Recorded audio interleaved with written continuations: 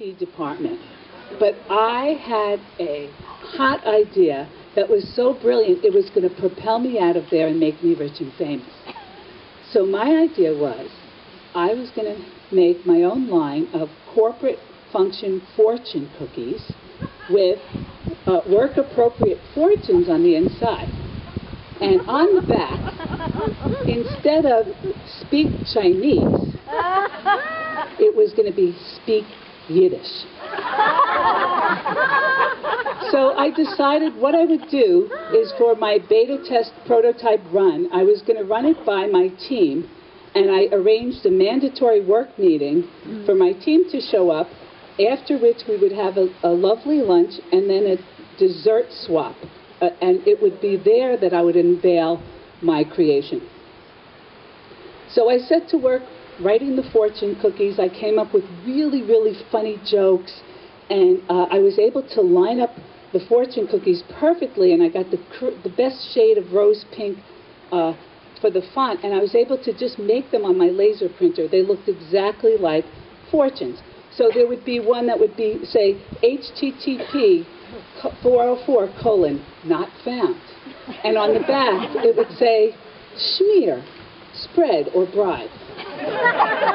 There was one that said, talk is cheap, often cheaper on nights and weekends. And on the back would say, chutzpah, nerve. I had 24 fortunes ready to go, and the night before the meeting, it was time to make the fortune cookies. I had gotten a very easy recipe off Google, off the internet, that didn't require travel to the Far East for specialized equipment, and I had planned out the whole production run, it was 10 o'clock the night before. The kids were asleep. The kitchen was bathed in a golden glow, and I set out my utensils, and I realized I would mix the batter and spread the fortune cookies out and make 4 cycles of 6 cookies each, and I would be done in about an hour. So I mixed the batter, and the instructions said to spread the cookies out into 4-inch rounds. So after about 25 minutes of sort of mushing and pushing this way and that, I had about 3-inch compromised rounds, but they looked pretty good to me. So I put the first batch into the oven.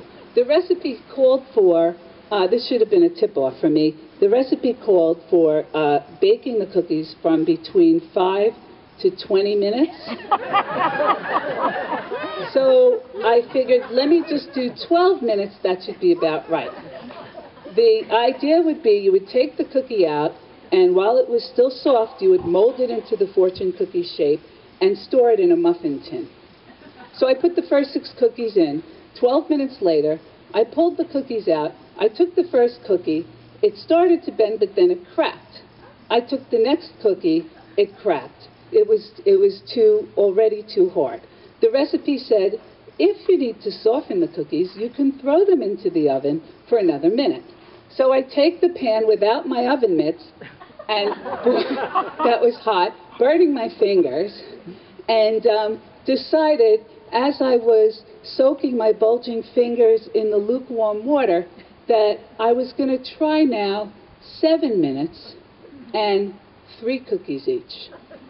So I prepared, eventually dried off, prepared a pan of 3 cookies, put them in the oven, took them out. The first fortune cookie, folded it, it worked. I took the next cookie out, it was too hard. I took the next cookie out, it was too hard. So it was about 11:30 at this time. I had exactly 1 fortune cookie made. And I realized it would take about 48 hours to finish, which wasn't, since I had people flying in, that wasn't acceptable. I settled on 6 minutes baking 1 cookie at a time, but I would stagger the operation. So while 1 cookie went in, the other cookie, I would prepare the other cookie, and I would get them all done in a couple of hours. So by 4:30 in the morning, I had 22 fortune-esque cookies, and I got them I had a big Tupperware, because they were so delicate that a stiff breeze would have broken half of them. I managed to get them in without only breaking one, so there were 21 cookies. I show up to the meeting in the conference room the next day. I brought my cookies.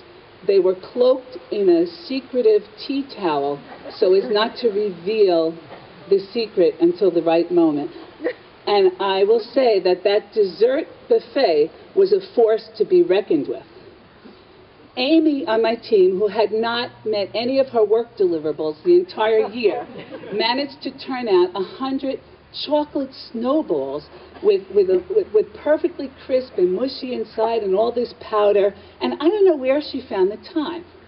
And then Sandy was, created these green wreaths out of cornflakes and Red Hots and icing, and it was like a little tacky, right? And Janet sort of showed off with these sleighs. Pammy brought brownies in a suitcase with peppermint, and of course Joey, he made his chocolate pecan cookies his favorite. Well, no brilliance there. And then in the middle of this entire buffet sat my cookies in the tea towel.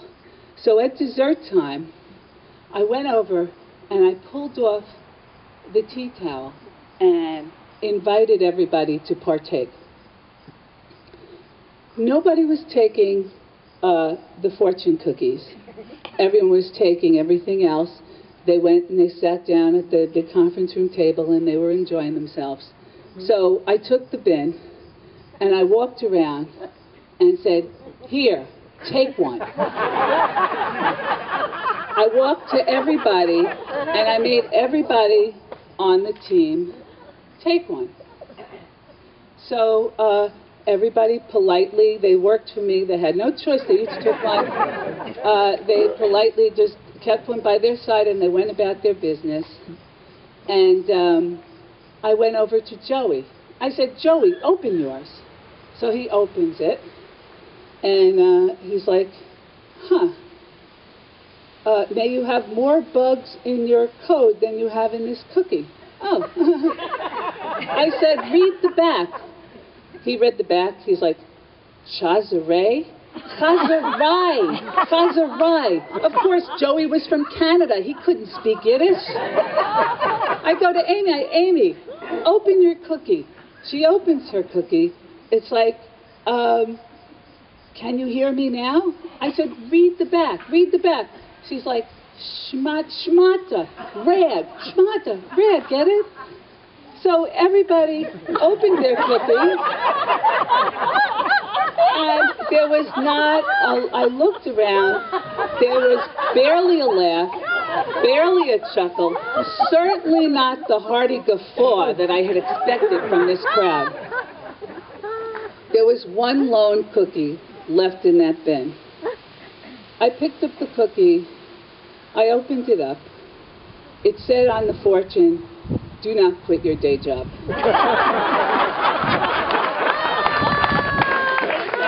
And on the back it said, "Oy vey."